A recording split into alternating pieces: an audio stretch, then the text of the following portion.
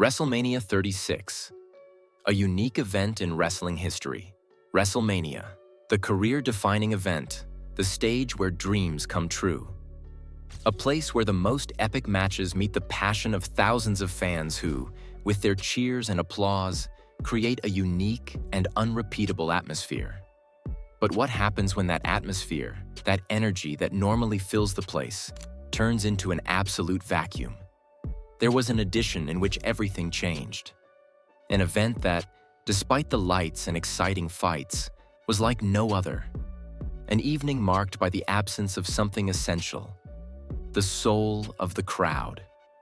And yes, we're talking about WrestleMania 36, where the empty stands left a strange feeling, but also taught us to adapt and move on, no matter the circumstances. In this video, we'll tell you all about this unique event, a day that witnessed farewells, tough decisions, and moments that will undoubtedly be forever etched in WWE history.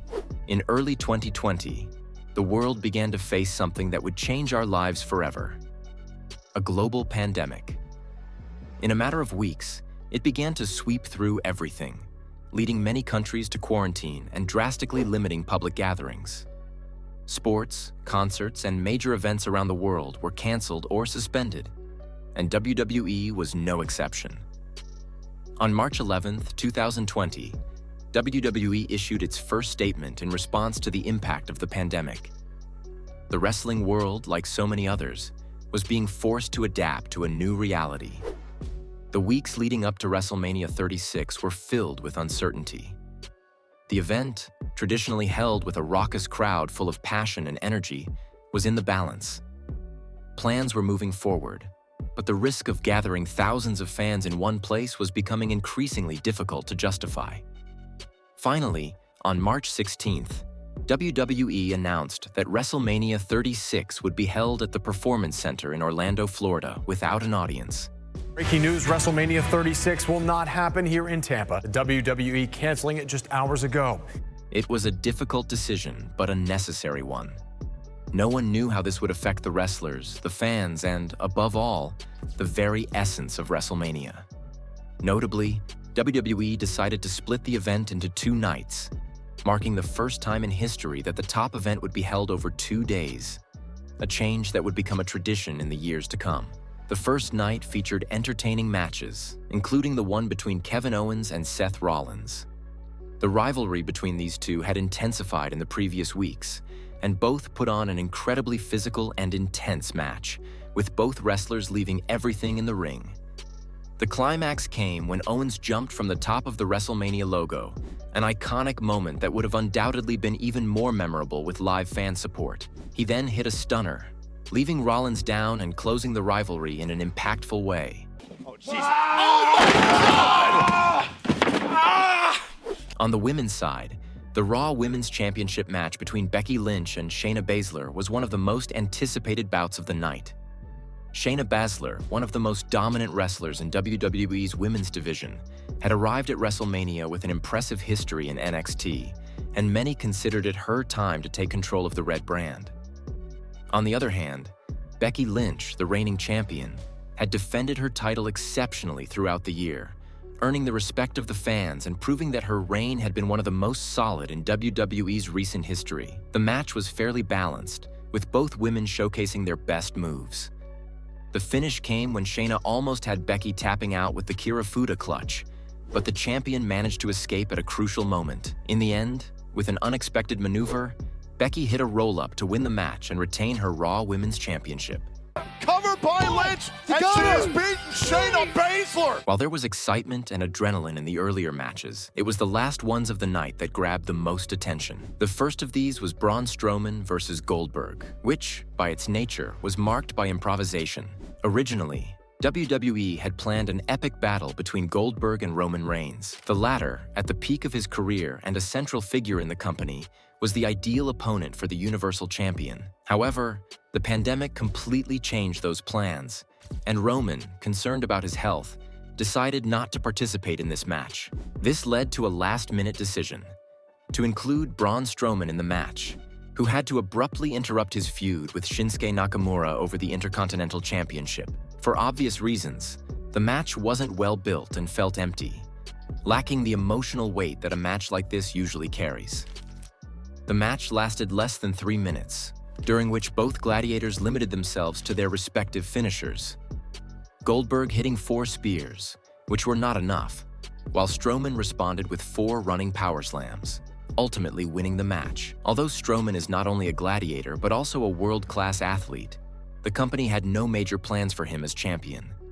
Just a few months later, he lost the title to Bray Wyatt, who would then also fall to Roman Reigns after his return to action following 5 months of inactivity. The second of these matches was The Undertaker's farewell against AJ Styles.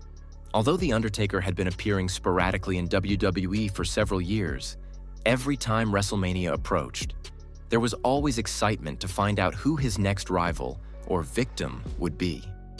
Although no one knew at the time it would be his last match, we all had a feeling we wouldn't see much more of him.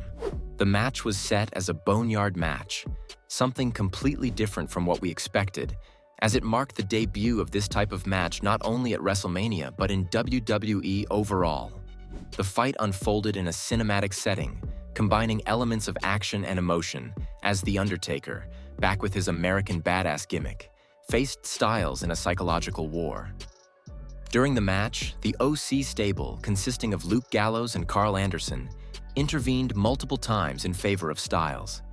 However, the match was dominated from start to finish by The Undertaker, who eventually returned from the dead to bury Styles and win the match. This is what you asked for, right? This is what you wanted. A few months later, in June 2020, after the airing of the final episode of The Last Ride, which chronicled his career from start to finish, The Undertaker officially announced his retirement from the ring. His final appearance as an active wrestler would come on November 22nd of the same year at Survivor Series, on the same date and at the same event where he made his WWE debut. He was inducted into the Hall of Fame in his home state of Texas in February 2022. The second night also brought exciting encounters. On the women's side, there was a thrilling match between Rhea Ripley and Charlotte Flair. Although it was the latter who claimed victory, Charlotte Flair is your new NXT Women's Champion. The match marked the beginning of what would be the rise of a budding star in Ripley. Another great moment of the night was the match between John Cena and The Fiend Bray Wyatt in a Firefly Funhouse match. This match completely deviated from tradition, even more so than the previous night's match between The Undertaker and AJ Styles, becoming more of a cinematic spectacle than a physical contest. John Cena was taken through a series of memories from his career and life, while The Fiend manipulated his mind in a terrifying way. The match focused more on psychology than physical action, and it ended with Bray Wyatt defeating Cena in a surreal setting that left everyone in attendance in awe. You're about to face your most dangerous opponent yet, yourself! Welcome to the Firefly Funhouse! Finally, the main event of the night for the WWE Championship arrived. Brock Lesnar defending his title against Drew McIntyre. The match was quick, lasting only 5 minutes, during which McIntyre dominated most of the fight and eventually defeated Lesnar to claim his first world title in the company. Drew McIntyre's quest to the WWE Championship is complete. The next day on Raw, a match between McIntyre and The Big Show was broadcast, which the Scotsman would win, retaining his title. To this day, there are still fans who question whether this latter match was truly necessary. Although these matches gave McIntyre the recognition he had earned in recent years, it remains somewhat bittersweet for the Scottish psychopath, as this was the peak of his career. Yet it was overshadowed by such short and simple bouts, as well as the inability to enjoy the support of the live audience. That same audience, which had shaken the arena with his victory at the Royal Rumble, making him deserving of a spot in the main event of the Grand Show.